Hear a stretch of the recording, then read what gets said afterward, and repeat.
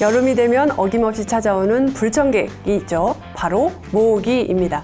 이상하게도 같은 방에 있어도 꼭 어떤 사람은 모기한테 집중 공격을 당합니다. 오늘은 왜 이런 사람은 모기에 잘 물리는지, 모기 물렸을 때 침 바르면 진짜 효과가 있는지, 그리고 모기 향이나 살충제가 우리 몸에 해롭지는 않은지까지 건강한 여름을 위한 모기 이야기, 건강 쏙쏙에서 알려드리겠습니다.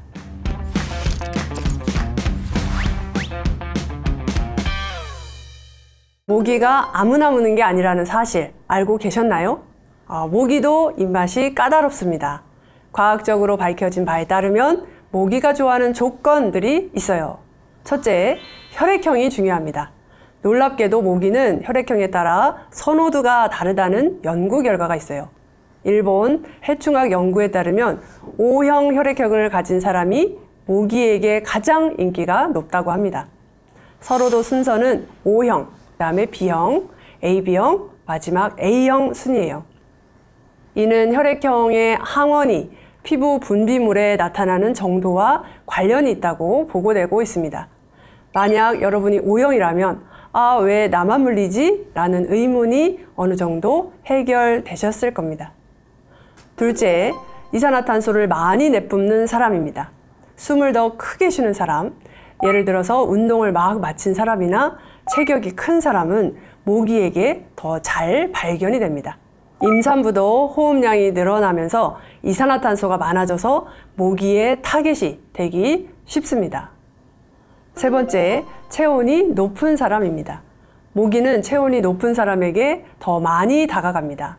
운동한 후에 땀을 흘리는 사람 또는 열이 많은 사람은 모기에게 인기 있는 체질이라고 할 수 있어요. 네 번째, 땀과 냄새입니다. 모기는 젖산, 암모니아, 피부에서 나오는 세균 냄새에 아주 민감해요. 특히 발냄새를 좋아한다는 연구 결과도 있습니다.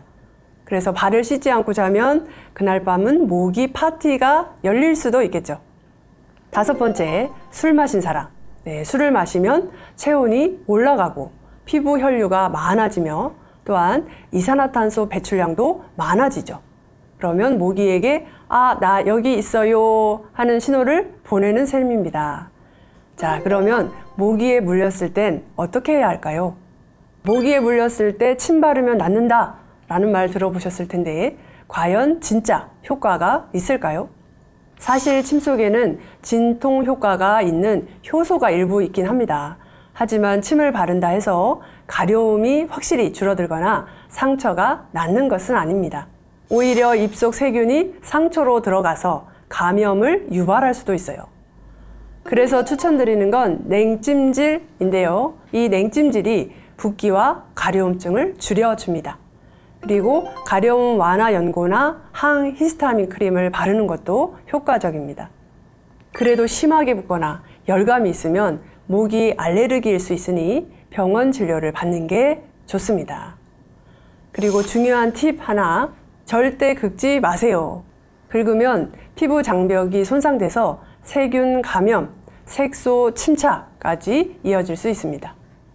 모기를 아예 없애야 돼 하면서 전기 모기향, 스프레이, 방향제까지 다양하게 사용하시는데 문제는 이게 내 건강에 괜찮을까 하는 걱정이죠.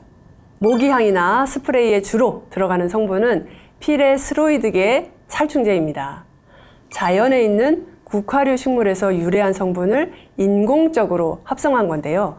적정 농도에서는 사람에게 해가 거의 없는 것으로 보고되어 있어요. 하지만 밀폐된 공간에서 장시간 사용하는 건 위험할 수도 있습니다. 특히 호흡기가 약하신 분들, 어린이, 반려동물이 있는 가정에서는 주의가 필요합니다. 그렇다면 조금 더 안전한 방법은 없을까요? 전기 모기채나 모기 포집기를 활용하시고 모기장, 긴 옷, 그리고 천연 기피제, 유칼립투스나 시트로넬라 오일 이런 것도 도움이 됩니다. 집안에 정체된 물이 없도록 해서 모기의 번식을 차단하는 것도 중요합니다. 자, 올여름 오늘 알려드린 모기에 대한 상식들을 잘 기억하셔서 사전에 예방하고 올바르게 대처하신다면 모기에게 피를 빼앗겨도 건강을 빼앗기는 일은 절대 없을 겁니다. 그럼 오늘도 건강하세요.